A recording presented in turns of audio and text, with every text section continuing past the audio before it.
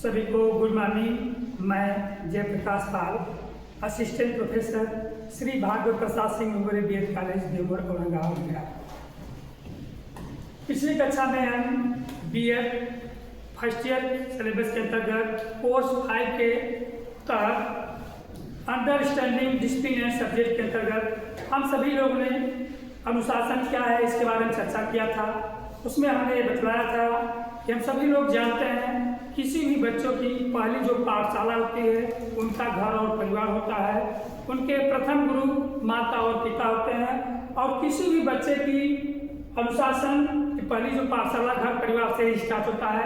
आज हम सभी लोग उसके आगे चलते हैं, हम चर्चा करेंगे कि अनुशासन को प्रभावित करने वाले कारक क्या है, अर्थात देखा जाए कि ऐसे कौन से कारक हैं जिससे बच्चे प्रभावित होते हैं। तो अनुशासन को प्रभावित करने वाले कारक के अंतर्गत अनुशासन को प्रभावित करने वाले कारक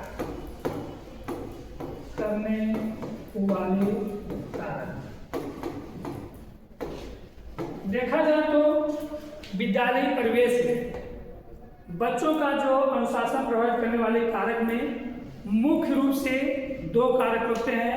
पहला है आपका औपचारिक कारक,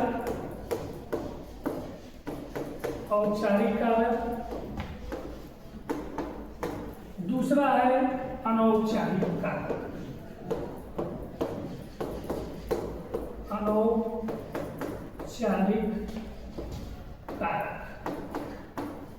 ये 2 ऐसे फैक्टर हैं जिससे विद्यालय परिवेश में बच्चों का अनुशासन प्रभावित होता है। तो सबसे पहले हम चर्चा करेंगे औपचारिक कारक अर्थात फॉर्मल फैक्टर्स के बारे में हम सभी लोग चर्चा करेंगे। औपचारिक कारक क्या होता है? औपचारिक कारक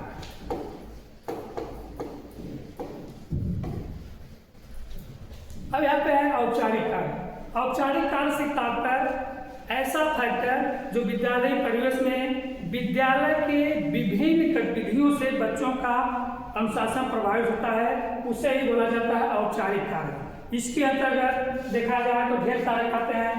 अगर हम पहला चर्चा करें तो भौतिक वातावरण एक कारक होता है आपका भौतिक वातावरण। दूसरा है पाठ्यक्रम, तीसरा शिक्षण कार्य,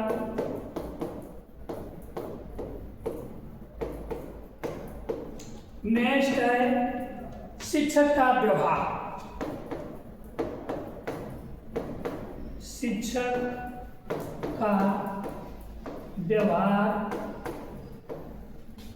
और है शिक्षक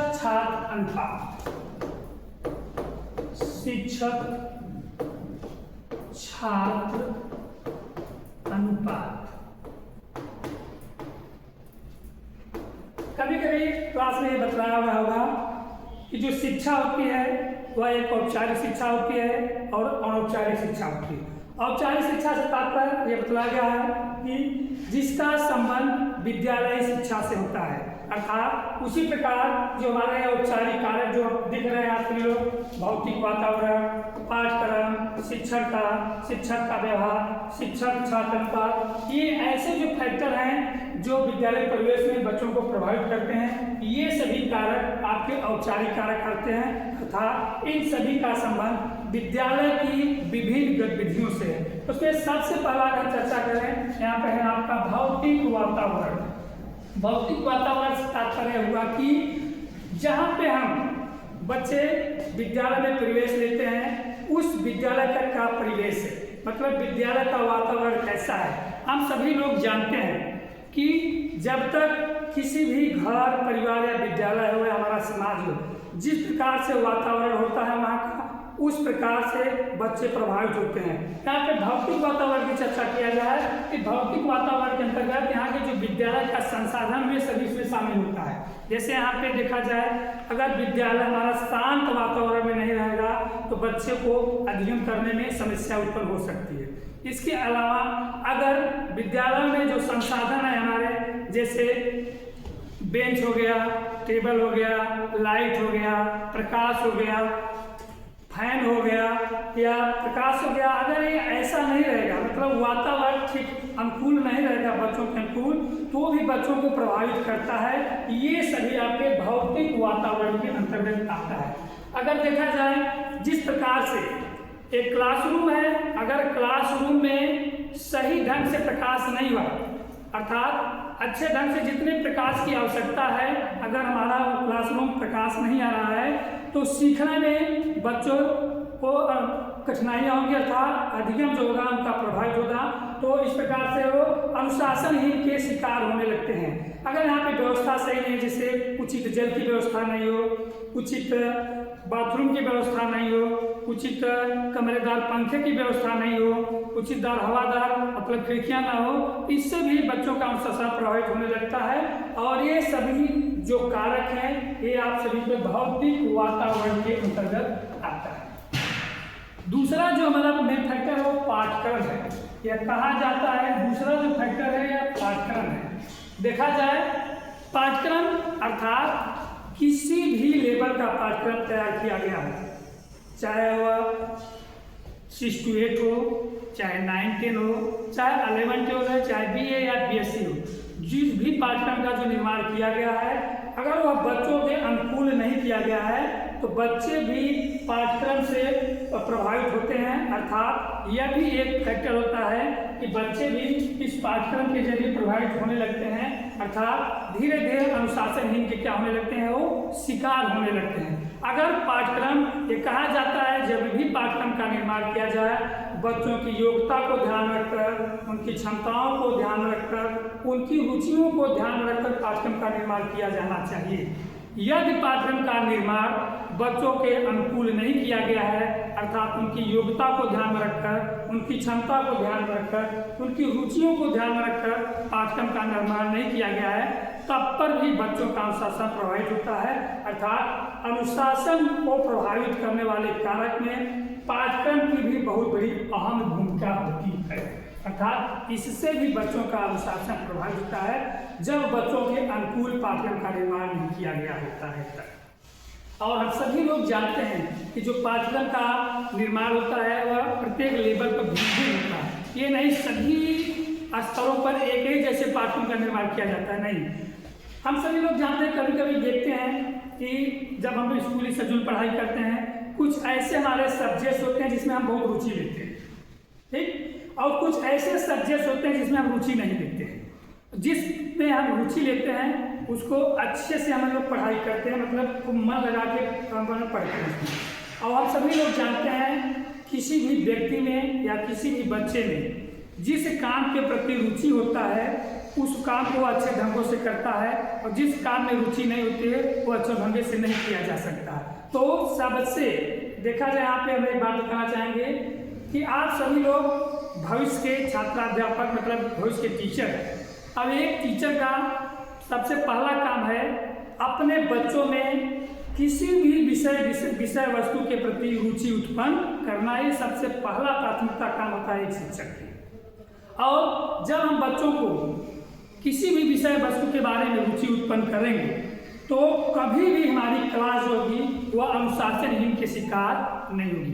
कभी कभी हम लोग देखे होंगे या आभास किए होंगे कि जो एग्जाम होते हैं वो कंपटीशन के जो एग्जाम होते हैं देखा जाए वो 3 घंटे का एग्जाम होता है, और उस 3 घंटे में जो एग्जाम देते हैं, जो विद्यार्थी एग्जाम देते हैं, उनके लिए वही समय कम महसूस होता है, और जो दिलाने जाते हैं हमारे जो गार्जियन साथ में जाते हैं वही समय उनके लिए बहुत पहाड़ जैसा लगता है। ऐसा क्या होता है? ऐसा इसलिए होता है कि जो विद्यार्थी है परीक्षा दे रहे हैं, अर्थात उनमें पूर्ण रूप से रुचि है, रुचिपूर्ण काम कर रहे हैं, इसलिए उनको समय का अंदाजा नहीं लग रहा है। जो हमारे अभिभावक साथ में जाते हैं परीक्षा दिलाने, वो वही समय 3 घंटा देखा जाए दोनों के लिए समय 3 ही घंटा निर्धारित है, एक परीक्षार्थी के लिए एक अभिभावक के लिए, लेकिन परीक्षार्थी के लिए वही समय कम हो जाता है, जबकि एक अभिभावक के लिए वही समय पहाड़ जैसा महसूस होता है। देखा जाए तो जिस कार्य में हमें रुचि होगी उस काम को अच्छे ढंग से करते हैं, और जिसमें नहीं होती है उसको नहीं करते हैं। तो एक अध्यापक का आप सभी भविष्य के टीचर बनने जा रहे हैं, तो एक टीचर का सबसे बड़ा काम यह है कि अपने बच्चों में किसी भी विषय वस्तु के बारे में रुचि उत्पन्न करना। जब तक बच्चों में रुचि उत्पन्न नहीं होगी, अगर बच्चों में रुचि उत्पन्न नहीं होगी, बच्चे अनुशासनहीन के शिकार हो जाते हैं। तो अनुशासनहीन को दूर करने के लिए सबसे पहले एक अध्यापक को ये करना चाहिए कि उस विषय वस्तु के बारे में बच्चों में रुचि उत्पन्न किया जाना चाहिए। तीसरा है शिक्षण कार्य। शिक्षण कार्य से तात्पर्य यहाँ पे ये होगा कि एक अध्यापक के द्वारा किस प्रकार से शिक्षण कार्य किया जा रहा है, उसका भी बहुत बड़ा प्रभाव बच्चों पे पड़ता है। अगर एक शिक्षक प्रभावशाली शिक्षण कार्य कर रहा है तो ऑलरेडी जो उसकी क्लास होगी वह पूर्ण रूप से अनुशासन में रहेगी।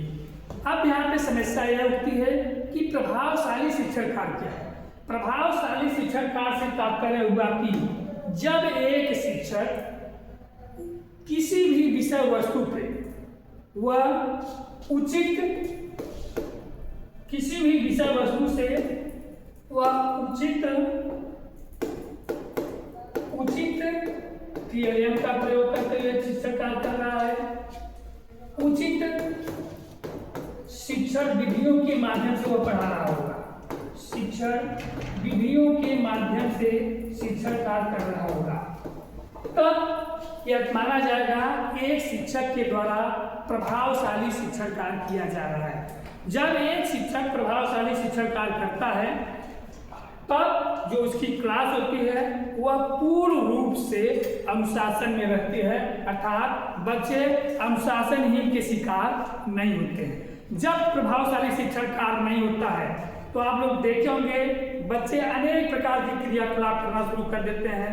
बीच बीच में बैठे हुए तो उनको नींद आने लगती है, इससे सोने लगते हैं, बीच बीच में जमाहे लेना शुरू करते हैं, मतलब इतनी तेजी से क्रिया करना, तब यह लगता है जो क्लास है वह पूर्ण रूप से अनुशासन में नहीं है, अर्थात एक शिक्षक के द्वारा जो शिक्षण कार्य किया जा रहा है बच्चे उसमें रुचि नहीं ले रहे हैं। तो एक शिक्षक को जब प्रभावशाली शिक्षण कार्य किया जाता है तो हमारी ऑलरेडी क्लास हमारे अनुशासन में रहती है। ठीक, नेक्स्ट अभी तक हम लोगों ने जाना पाठ्यक्रम हो गया, भौतिक वातावरण हो गया, पाठ्यक्रम हो गया, शिक्षण कार्य हो गया। आगे है शिक्षक छात्र रेशियो, इस पे हम चर्चा करेंगे। शिक्षक छात्र अनुपात, शिक्षक छात्र अनुपात, शिक्षक छात्र अनुपात भी एक ऐसा मुख्य कारक है जिससे बच्चों का अनुशासन प्रभावित होता है। शिक्षक छात्र अनुपात से तात्पर्य हुआ कि कोई भी जो क्लास है, क्योंकि प्रत्येक लेवल के जो शिक्षक छात्र अनुपात है वो अलग अलग होता है। यहाँ पे आप सभी लोग बीएड के प्रशिक्षु हैं, बीएड के बारे में चर्चा करने जाएंगे। देखा जाए यहाँ पे जो आपकी जो क्लास होती है वह शिक्षक छात्र रेशियो में, मतलब एक क्लास में 50 बच्चों की संख्या होनी चाहिए। एक क्लास में कितने बच्चों की संख्या होनी चाहिए? 50 बच्चों की संख्या होनी चाहिए। तो इसका भी बहुत बड़ा प्रभाव पड़ता है। देखा जाए अगर एक क्लास है हमारी, ठीक, क्लास में अब ये जो निर्धारित संख्या है, कितनी संख्या है? 50 निर्धारित संख्या है। अब इस 50 में अगर मान लीजिए बच्चों की संख्या 5 हो जाए, या 50 है, 50 से बढ़ के 80 हो जाए, तो दोनों कंडीशन में अनुशासन प्रभावित होता है। अगर बच्चों की संख्या 5 है, 50 की जगह पे 5 है, तो जो बच्चे 5 बैठे हुए हैं और एक शिक्षक जो पढ़ा रहा है, तो इसमें शिक्षक भी प्रभावित होता है और बच्चे भी प्रभावित हो जाते हैं। क्योंकि मानक के अनुसार जो बच्चों की संख्या 50 होनी चाहिए हमारी क्लास में, वो बच्चों की संख्या 5 है, वह पूर्ण रूप से प्रभावशाली शिक्षण कार्य नहीं हो सकता है। वो बहुत बड़ा प्रभाव पड़ता है, क्योंकि कहीं न कहीं ये मन में हमेशा बनता रहता है कि एक शिक्षक जब शिक्षण कार्य करता है उसको दिमाग में चलता रहता है आज बच्चों की संख्या बहुत कम है। विद्यार्थी भी सोचते हैं बस हम ही 4-5 लोग पढ़ने आए हैं, मन में कहीं न कहीं बनता रहता है और जो अधिगम का प्रोसेस है वो पूर्ण से प्रभावित होता है। इसके अलावा अगर मानक हमारा 50 है, बच्चों की संख्या 50 से कहीं ज़्यादा 80 हो गई, तो यहाँ भी इससे भी प्रभाव पड़ता है। अधिक हो जाना भी, इससे क्या होगा, बच्चे अनुशासन के शिकार होने लगते हैं। बच्चे पीछे बढ़ जाते हैं तो कहते हैं कि सर सुनाई नहीं दे रहा है, क्या बोल रहे हैं, पर शोरगुल हो जाता है। अर्थात देखा जाए जो शिक्षक छात्र का रेशियो है, अनुपात है, यह पूर्ण रूप से जो मानक है उसके अनुसार होना चाहिए। अगर उसमें कम हो रहा है तब पर भी प्रभावित होता है, ज्यादा हो रहा है तब पर भी प्रभावित होता है। अर्थात शिक्षक छात्र जो अनुपात है, यह भी अनुशासन प्रभावित करने का मुख्य कारक है। आज हम सभी लोगों ने इस क्लास में औपचारिक कारक के अंतर्गत जो कारक होते हैं, वातावरण, भौतिक वातावरण हुआ, पाठ्यक्रम हुआ, शिक्षण कार्य हुआ, शिक्षक छात्र अनुपात हुआ, ये औपचारिक कारक हैं जो बच्चों को प्रभावित करते हैं। इसके बारे में हम लोगों ने जाना।